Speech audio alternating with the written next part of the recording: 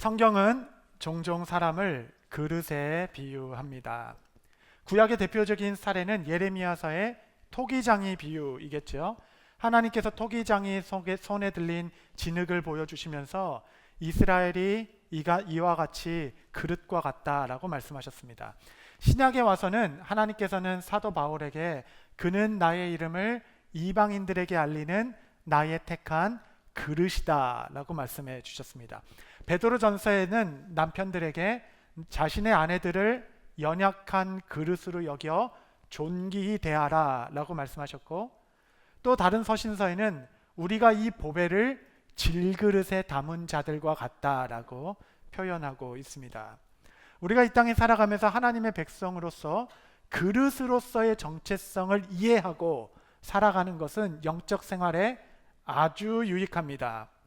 저는 이 흩어져 나와 있는 그릇의 비유들을 다 하나로 엮어서 그릇론이라는 이름으로 여러분과 함께 은혜를 이 시간 나눠보고자 합니다. 본문의 배경은 큰 집에서 시작됩니다. 큰 집에는 금이나 은으로 만들어진 아주 장식용으로나 두었다가 1년에 한두 번 귀히 쓰는 그릇도 있고, 나무나 질그릇으로 되어 있어서 물 마른 틈 없이 시도 때도 없이 쓰임받는 주인의 손에 딱 달라붙는 그러한 그릇들도 있다라고 합니다. 너무 귀해서 벌벌벌 떨면서 이가 나갈까 조심조심 다루는 그릇도 있고, 매일 급할 때마다 언제나 꺼내 써서 이 싱크대 밖을 나올 수 없는 그런 그릇들도 집마다 있기 마련입니다. 어떻게 하다 보니까 저희 가정도 이사를 자주 하게 됐는데, 이사할 때마다 그릇이 점점점 늘어납니다. 그래서 왜 이렇게 그릇이 많냐라고 할 때마다 제 아내는 다 상황에 따라 필요한 그릇이니까 신경 끄라고 이렇게. 저는 맨날 똑같은 그릇만 쓰는 것 같은데 이게 다 필요하다라고 해요. 큰 집에는 더 많은 일도 있고 많은 사람이 오기에 각양각색의 재질과 모양의 그릇이 필요한 것입니다. 로마서는 하나님께서 토기장이라 라고 말씀하시며, 그는 주권을 가진 토기장이로서 귀히 쓸 그릇도 만들고 천이 쓸 그릇도 만들 권한이 있지 아니하냐 라고 말씀하시죠. 이 하나님의 주권과 토기장이로서의 하나님의 손길, 그 은혜를 우리가 이 시간에 좀 찾고 싶은 것입니다. 오늘의 본문에서 우리가 집중해야 할 우리의 포커스는 재질에 있지 않아요. 디모데후서 2장 20절 보시면, 큰 집에는 금그릇과 은그릇뿐 아니라 나무그릇과 질그릇도 있어 귀하게 쓰는 것도 있고 천하게 쓰는 것도 있나니. 말씀을 유심히 봐야 합니다. 이 말씀은 귀한 것도 있고 천한 것도 있다라고 얘기하지 않죠. 본문도 그렇습니다. 귀하게 쓰는 것도 있고 천하게 쓰이는 것도 있다. 영어로 for use 이렇게 쓰이죠. 우리의 강조점을 그 재질에서 쓰임받는 것으로 옮겨놓기 시작하면 이 말씀의 원리가 확 열리기 시작합니다. 여러분, 그릇은 일반적으로 장식하는 데 목적이 있다 할 수 없죠. 쓰임받는 데 목적이 있는 것이 바로 그릇의 정체성이겠습니다. 이 본문을 대할 때 우리 마음 깊은 곳에 나도 한번 하나님께 귀하게 쓰임받고 싶다, 이런 마음이 우리 모두에게 있게 되기를 바랍니다. 하나님 앞에서 제대로 한번 쓰임받고 싶다. 한평생 사는 거 느헤미야처럼 잘 준비되고 다윗처럼 하나님의 마음에 합한 자가 되어 아름답게 쓰임받고 싶다. 여러분, 이 마음이 사실 우리 모두에게 있지 않습니까? 그런데 우리는 너무나도 세상의 가치관에 길들여져 있어서 귀한 것은 금, 천한 것은 질그릇 이렇게 바로 연결되기 쉽습니다. 그러나 오늘의 성경은 무슨 소리? 하나님은 우리 모두에게 다 금그릇이 되어라 이렇게 말씀하신 적이 없으십니다. 큰 집에는 다양한 용기가 필요한 것이죠. 하나님은 그릇의 재질에 결코 감동받지 않으십니다. 왜냐하면 그 재질마저도 사실은 하나님께서 지으신 것이기 때문에 그러합니다. 그렇다면 누가 귀하게 쓰임받게 되는 것인가? 그 해답을 디모데후서 2장 21절이 갖고 있는 것이에요. 한번 다 같이 읽겠습니다. 시작. 그러므로 누구든지 이런 것에서 자기를 깨끗하게 하면 귀히 쓰이는 그릇이 되어 거룩하고 주인의 쓰심에 합당하며 모든 선한 일에 준비함이 되리라. 할렐루야. 그러므로 누구든지, 중요한 단어이죠, 금그릇이든 은그릇이든 질그릇이든 나무그릇이든 상관없이 자기를 깨끗하게 하는 자가 귀하게 쓰임을 받게 될 것이다. 이것이 그릇론이 가르치는 첫 번째 영적 원리일 것입니다.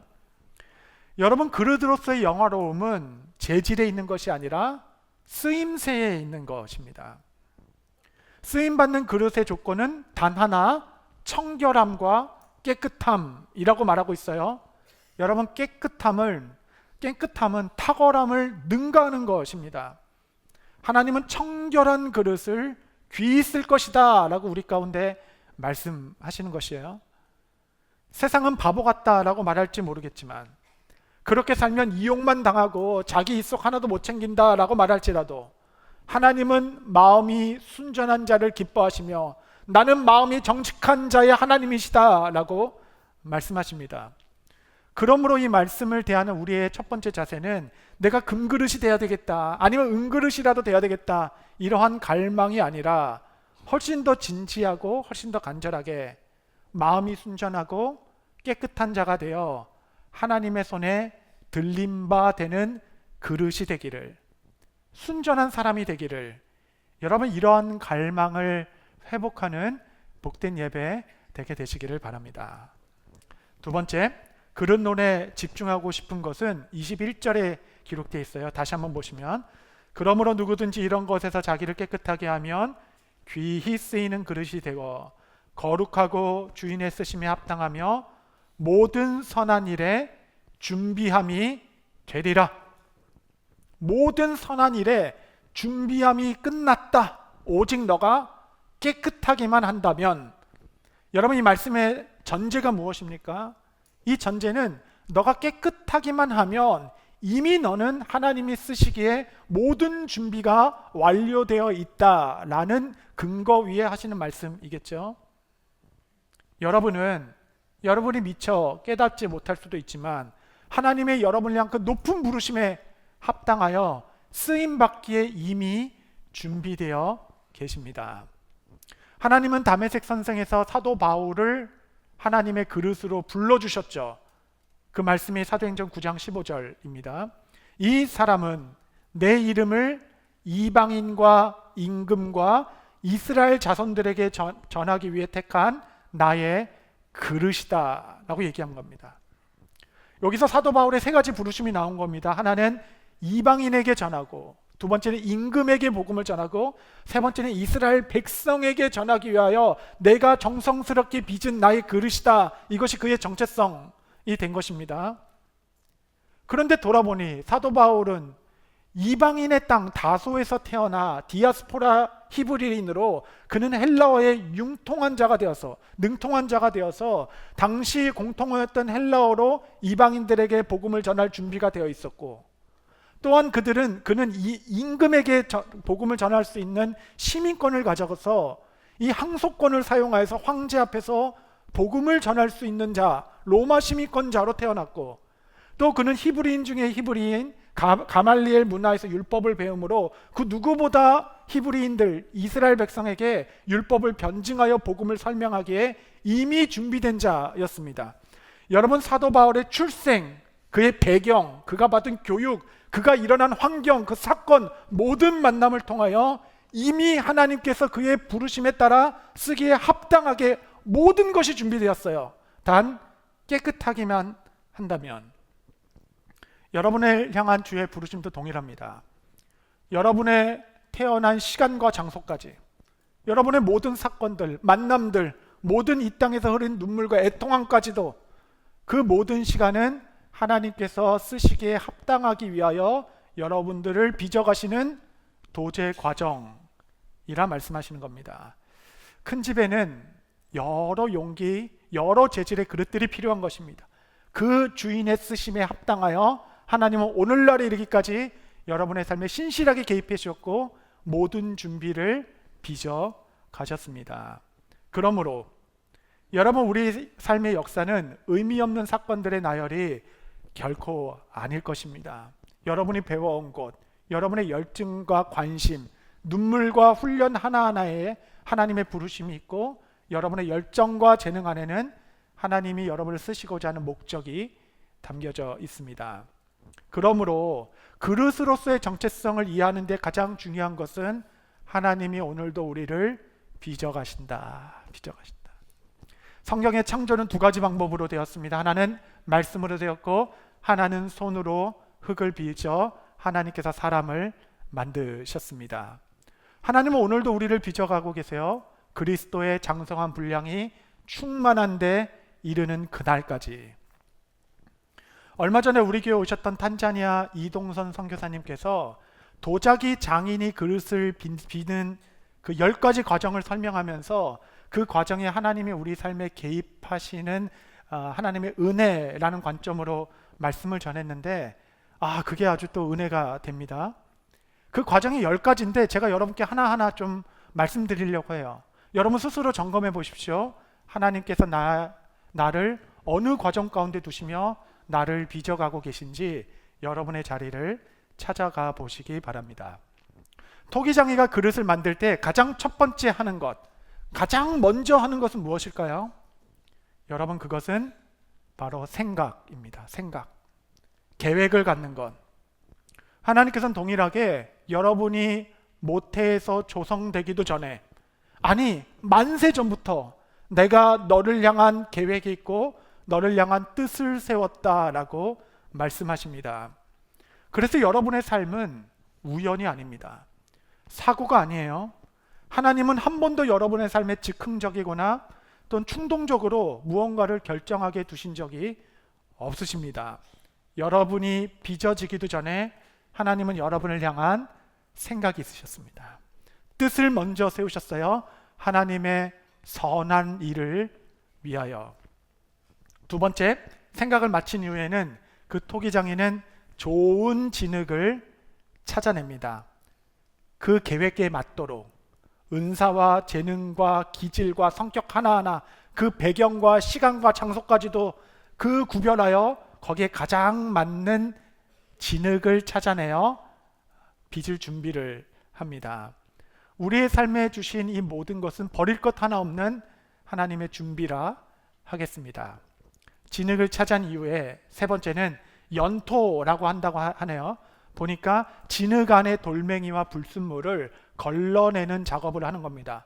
먼저 진흙을 큰 통에 넣고 물을 섞습니다. 그래서 묽게 만든 이후에 손으로 휘저어서 진흙 안에 들어있는 큰 돌을 먼저 다 걸러내는 거예요. 그 다음에는 아주 가는 채를 쳐가지고 작은 돌조각 하나하나까지도 다 걸러냅니다. 여기서 끝나는 게 아니에요. 이제 물을 다 빼낸 이후에 도공은 그 통 안에 있는 그 진흙에 긴 막대 자석 막대를 넣어서 휘젓기 시작합니다. 왜냐하면 흙 속에 섞인 철이나 철 성분들이 그대로 남아 있으면 이게 화로에 들어갔을 때 빨갛게 달아올라 그 도자기의 점으로, 흠으로 남기 때문에 그 자석을 넣어서 철 성분을 다 붙여서 빼내는 작업을 한다라고 해요. 깨끗한 그릇이 되기 위해서 하나님은 때로는 우리 삶의 인생 막대기로 우리를 휘젓는 일도 있게 됩니다. 흔드시고 뒤집으시고, 이 stirrup 한다고 하죠. 내 안 깊은 곳에 있는 구정물까지도 다 일어나도록 한번 뒤섞기도 하십니다. 왜냐하면 우리 안에 있는 불순물과 이물질을 다 걸러내게 하시기 위하여 흠도 없고 점도 없는 깨끗한 그릇으로 빚어가기 위한 과정일 것입니다. 오늘 이 예배에 혹시 마음이 아주 복잡한 상태로 오신 분 계신지 모르겠습니다. 너무 화가 나고 인생이 잘 정리가 되지 않고 정말 마음이 너무 힘든 채 오신 분이 계시다면, 여러분 이 시간 하나님께서 그 자비로운 토기장이의 손길로 여러분의 마음의 삶에 불순물을 다 걸러내어 순전함으로 새롭게 하시기 위한 하나님의 도제 과정임을 알게 되시기를 바랍니다. 네 번째는 반죽입니다. 토기장이가 이제 그 불순물이 빠진 그 진흙을 짓누르기 시작합니다. 조용히 소매를 걷어붙이고 정성껏 그러나 단호하게 짓누르기 시작하는 겁니다. 때로는 바지를 걷어붙이고 발로 꾹꾹 눌러 밟기까지 합니다. 반죽을 하는 목적은 그 흙 안에 들어가 있는 기포를 다 빼내기 위한 것이에요. 만약에 흙 속에 그 공기가 들어차 있으면 가마에서 온도가 올라지기 시작하면 흙 속에 공기가 팽창하기 시작하고 그러면 그릇은 견디지 못하고 깨지게 되는 겁니다. 그렇기 때문에 정성스럽게 아주 센 힘을 줘서 반죽을 하여 기포를 다 빼는 겁니다. 이 시간은 우리 안에 거품을 빼는 시간. 우리의 마음에도 거품이 들어가 있어요. 토기장에는 우리를 짓누르시고 때로는 발로 누르시기까지 하시면서 우리 마음을 부하게 하는 그 누룩과 같은 것들, 그 거품을 다 빼내시는 겁니다. 여러분이 한국에 가면 공갈빵이라는 게 있잖아요. 큰 거. 그거를 이만한데 한번 딱 깨물면 안에 그냥 다 공기고 결국은 내용은 요만큼밖에 없이 이렇게 찌그러들죠. 성경은 이를 잎만 무성한 나무라고 말씀하시는 겁니다. 때로는 하나님께서 나를 누르시고 모든 환경이 우겨삼아 나를 짓누른 것 같지만 이 시간들을 통하여 우리는 마음의 거품, 삶의 누룩을 빼내는 시간이 되는 것입니다. 또한 이 반죽을 통하여 이 진흙은 응집력이 생기기 시작합니다. 찔겨지기 시작해요. 그래서 쉽게 무너지지 않는 응집력과 인내의 힘을 이 짓누르는 환경 가운데 갖게 됩니다. 반죽의 작업이 끝나면 진흙은 혹시 생각하기를 와, 내가 이렇게도 변할 수가 있네. 이제 불순물도 하나도 없고 너무너무 부드럽고 쭉쭉 늘어나기도 하고 응집력도 생기고 거품도 이젠 빠질 대로 빠진 것 같고 삶이 좀 단단해진 것 같을 때 혹 우리는 이제 우리가 이렇게 변했으니 하나님 저한테도 한 자리 주십시오 라고 말할 수 있을지 모르겠지만 아직 도제 과정은 끝난 것이 아닙니다. 다섯 번째, 이 도공은 그 진흙을 이제 회전판 안에 올려두는 겁니다. 그것은 농로라고 해요. 요즘에는 다 모터로 하지만 옛날엔 발로 막 돌리면서 회전판 빙글빙글 도는 위에 진흙을 올려놓는 것입니다. 진흙을 올려놓아 제일 먼저 하는 것은 중심을 잡는 것입니다. 마음의 중심을 굳건하게 하는 것. 여러분 빙빙빙 도는 그 농로 위에 중심을 제대로 잡지 않으면 모양을 만든다 한들 금방 무너져 버리겠죠. 너는 진리 위에 굳건하게 서서 흔들리지 마라. 중심을 잡는 일. 여러분 모양을 내는 일은 나중 일입니다. 세상에 아무리 요동쳐도 빙글빙글 돌아가는 이런 혼돈의 세상 속에서도 중심을 잃어버리지 않고 가운데 굳건히 설 수 있도록 여러분 도공은 진흙의 중심 한가운데 서는 일을 가장 중요하게 집중해서 하게 됩니다. 그런 이후에 이제 모양을 빚게 돼요. 이제 모양이 나오게 될 때 이제 아는 겁니다. 진흙이 나를 이곳을 위해 불렀구나. 내 모양이 이렇게 되네. 아, 나는 이런 용도가 있나 보다. 아, 나의 부르심과 나의 계획과 나의 은사와 나의 자리가 점점점 보이는 듯합니다. 그런데 이 토기장에는 몇 번이고 모양을 만들었다 다시 무너뜨리는 거예요. 세웠다 무너뜨리는 일을 반복하게 됩니다. 그와 같이 우리의 인생도 뭔가 모양이 세워지고 이 자리를 잡아가는 것 같은데 갑자기 파산하는 일들을 경험하기도 하죠. 애써 쌓아놨던 모든 것이 무너지는 순간이기도 합니다. 내가 세워놨던 계획이 잘 진행되는 것 같다 어느 순간 와르르 무너지는 듯 하기도 합니다. 파산하는 진흙과 같이 여겨지는 삶이 있을지라도 여러분 아무 걱정하지 마십시오. 이는 다시 세우기 위한 준비에 불과할 것이에요. 여러분은 여전히 아주 정교하시고 아주 능력 있으신 토기장이의 손길 안에 있는 진흙이십니다. 그분은 여러분을 다시 세워 나가실 것이에요. 그분은 결코 여러분의 삶에 실수하지 않으실 것입니다. 이렇게 모양을 만든 이후에 이제 이 토기는 건조실 안에 들어가게 됩니다. 모양이 만들어진 이후에 건조실 안에는 이전과는 전혀 다른 자리를 만나게 되죠. 그래도 그 전까지는 막 짓눌러서 반죽도 당하고 으깨지고 막 스토어업도 되고 막 그냥 파산도 되고 하지만 그래도 그때는 토기장이의 손길이 느껴졌던 것입니다. 그의 따뜻한 손길이 늘 우리 가운데 있어서 그 손길을 느낄 수 있는 곳이나 건조실은 전혀 다른 곳이죠.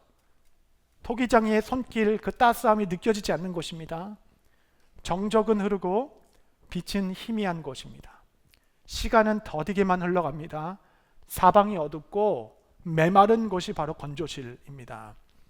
진흙이 혼돈 속에 홀로 머무는 것 같은 시간, 때론 하나님께서 우리 영혼의 그런 시간도 허락하십니다. 수분이 다 빠져나가서 아주 뼈까지도 마르는 것 같은 시간들, 그곳에서 우리는 엄청난 갈증을 느끼게 될 것입니다. 목마름 속에 어두운 건조실에서 그냥 주인의 손길만을 기다리며 견디는 시간, 그 시간을 보내며 토기장이가 나를 잊어버렸나? 나를 버린 것인가? 의지할 것 하나 없는 시간을 건조실에서 보내게 되죠. 이 시간을 보낸 후에 진흙은 이제 바짝 마른 흙덩이가 되어 나오게 되는 겁니다. 그리고 7번째, 드디어 이 토기장이는 그 바짝 마른 토기의 표면에 문향을 새기기 시작합니다. 가장 아름다운 시간이죠. 거친 표면을 우선 아주 매끄럽고 부드럽게 다루기 시작합니다. 손으로 만지면서 울퉁불퉁한 곳을 부드럽게 다듬기 시작하고, 부드러워진 표면에 이제 그 예수의 흔적을 문양 새기듯 아름답게 쓰기 시작합니다. 거기서 이 그릇은 단지 용도뿐만 아니라 아름다운 자태를 내는 작품이 되어가는 겁니다. 예수님, 그 작가의 마음이 담긴 문양이 하나하나 새겨지는 시간, 이것은 곧 그리스도의 흔적이 새겨지고 하나님의 성품이 우리 가운데 새겨지는 시간이 될 것입니다.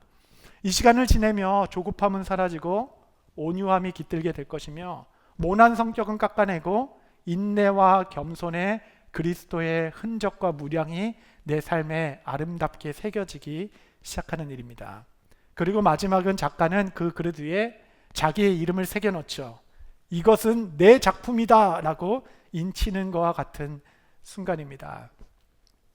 오늘 파더스데이를 맞이해서 이 3부 예배 위에 소망의 잔치가 있는데, 우리 교회 어르신들에게 깃든 그리스도의 아름다운 문향들을 우리는 확인하게 됩니다. 흰머리, 얼굴에 주름 하나하나에 깃든 하나님의 흔적, 하나님의 성품, 그 아름다운 문양이 정말 그를 통해 하나님의 그 역사와 주님께 드릴 감사가 확인되는 듯 합니다. 이렇게 문양을 다 마친 이후에 8번째, 이제 이 토기는 가마 속으로 들어가게 됩니다. 이때까지 모든 변화는 물리적 변화였어요. 그러나 이 가마 안에서부터는 내적 변화, 화학적 변화가 일어나기 시작합니다. 여러분의 한국교회가 지금 가마 속에 들어간 듯합니다. 이제 한국교회는 더 이상 외적 물리적 변화가 필요할 때가 아니라 내적 화학적 변화가 필요할 때다라고 말하게 됩니다. 이때는 초불구이라고 불러요. 450도에서 750도의 온도로 뜨거운 온도 가운데 용기를 넣고 그를 구워내는 시간입니다. 진흙이 이곳에서는 야, 정말 죽겠다, 정말 너무 죽을 것 같다라는 힘든 뜨거운 시간을 보내게 되죠. 이때 진흙 안에 유기물질이 분해되기 시작해요. 이는 눈에 보이지 않는 불순물이었습니다. 눈에 보이지 않기 때문에 물로 씻을 수도 없었고 채로 걸릴 수도 없었던 내 마음 영혼 깊은 곳에 보이지 않는 상처까지도 주님께서 이 뜨거운 고난과 같은 용광로 속에서 우리 안에, 우리의 내면의 속사람을 다루기 시작합니다. 여러분, 상처는 다른 게 상처가 아닙니다. 용서할 수 없는 마음이 곧 상처가 되는 겁니다. 어떤 작가의 시가 있는데 제가 듣자마자 전체를 외워버렸어요. 너무 좋아서. 이렇게 쓰셨습니다. 하늘의 꽃은 태양이고 태양의 꽃은 지구이며 지구의 꽃은 사람이고 사람의 꽃은 사랑이며 사랑의 꽃은 용서이고 그 용서의 끝은 평강입니다. 저는 여러분의 삶에 이러한 평강이 있게 되시기를 바랍니다. 하나님께서 내 마음에 보이지 않는 흠까지도, 상처까지도 그리스도의 십자가를 내 마음 깊은 곳에 새겨두시고 그 가장 아름다운 용서의 사랑, 그 십자가 앞에 서게 하시며 마침내 이 용광로와 같은 시간을 통하여 너에게 평강이 있을지어다. 평강을 주시는 하나님의 온유하신 손길. 또한 이 가마 안에서는 이 수분이 이제는 100% 빠져나갑니다. 건조실에서 이미 뼈가 마른 듯한 시간을 보냈지만 여전히 아직도 세상의 물기가 다 빠지지는 않았습니다. 이때는 100% 모든 물이 다 바짝 마르는 시간입니다. 이때 부서져 없어버리는 거는 마치 나의 소망 같은 것입니다. 나의 기도 제목 같은 것이에요. 내가 이러고 되고 싶다라는 소망까지도 다 타서 없어져 버린 것 같지만 그때야 비로소 우리는 진정한 내면의 자유를 얻게 되는 것입니다. 이 가마의 용광로 같은 시간을 지난 후에 우리는 아마 이렇게 이야기할 것이에요. 예, 주님, 이제 내 영혼이 자유함을 얻었습니다. 주님, 저는 어디든 갈 수 있습니다. 주님, 저는 무엇이든 할 수 있어요. 금그릇, 은그릇 아니라 질그릇, 나무그릇이라도 이제는 아무 상관이 없습니다. 아니, 하나님 오늘 나를 부르신다 해도 저는 할렐루야 하며 그 천국에 입성할 것입니다. 무한한 자유를 누리는 자로 영혼의 변화를 누리게 될 것입니다.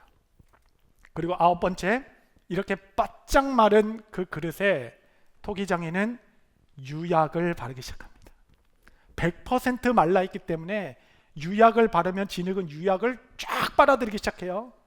유약은 성령의 기름 부으심을 의미합니다.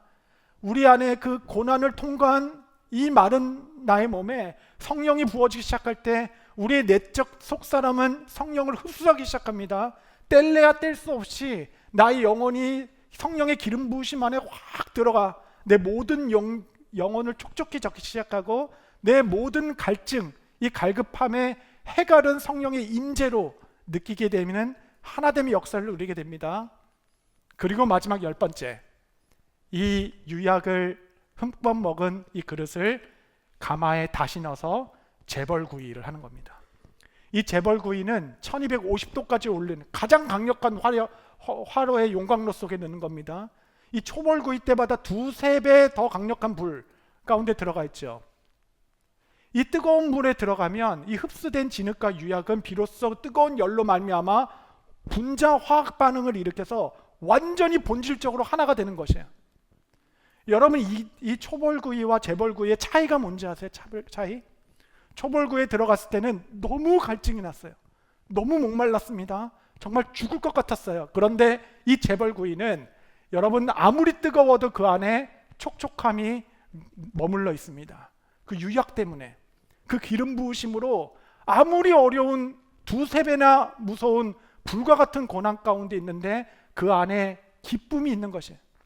평강이 있는 것입니다. 세상이 알 수 없는 철옹성과 같은 평안함, 세상이 결코 빼앗을 수 없고 세상이 결코 앗아갈 수 없는 내면의 기쁨, 큰 고난 가운데 정말 어려움 가운데 있어도 내 영혼은 찬양을 하게 됩니다.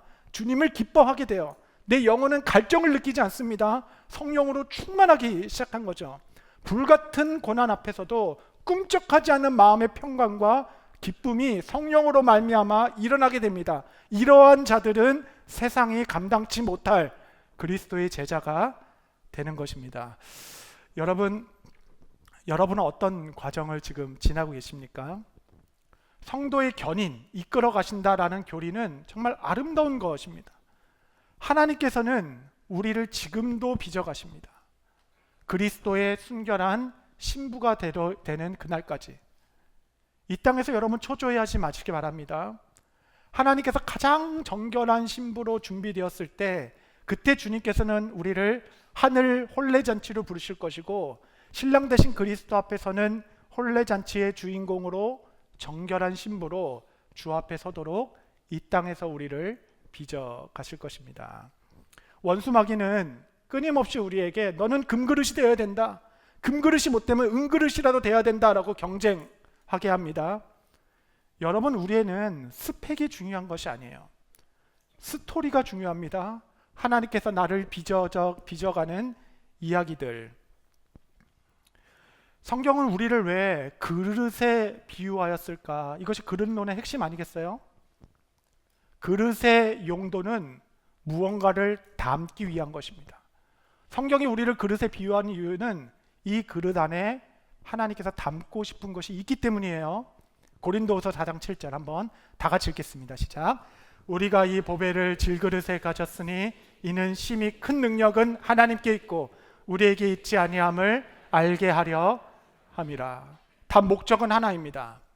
이렇게 준비된 그릇에 그리스도라는 보화를 담기 위하여 이 하나님의 나라를 담으시려고. 여러분, 이것이 고난을 통과하는 우리의 비전입니다. 때로는 용광로와 같은 어려움, 때로는 우리의 모든 생각이 파산되는 고통, 때로는 하나님께서 우리의 마음을 정신없이 흔들고 빙빙빙 세상에 도는 이 세상의 이 농로 위에 우리를 올려두는 것 같다 하지만, 여러분, 이 시간 끝에 우리는 그리스도를 담는 보배로운 질그릇이 되어 하나님의 손에 들림 바 되는 것. 여러분, 이것이 우리의 비전이고 우리의 소망일 것입니다. 지난주까지 우리는 에스라 느헤미야서를 배웠습니다. 에스라서 8장에 보면 저의 눈을 주목하게 하는 흥미로운 구절이 있어요. 에스라는 2차 바벨론 포로를 이끌었던 지도자죠. 이제 예루살렘으로 떠나기 시작할 때 미처 가지 못했던 사람들은 예물들을 모아 에스라에게 주며 이 예물들을 성전에 드려주십시오라고 헌물하기 시작합니다. 에스라는 무거운 책임감을 가지고 이 모든 예물들이 하나도 잊어버린 바 되지 않고 성전에 옮겨지도록 그는 마음과 정성을 다했죠. 그래서 그가 받은 예물들을 다 기록했습니다. 뭘 받았고 그 기록서가 에스라서 8장에 기록되어 있는 거예요. 리스트를 보니까 금이 100달란트나 모였고 금잔, 아주 무거운 금잔이 20개 모였다고 합니다. 은은 650달란트치 모였어요. 은 그릇은 다 숫자로 셀 수 없어서 다 가치를 보내 100달란트 무게라고 했습니다.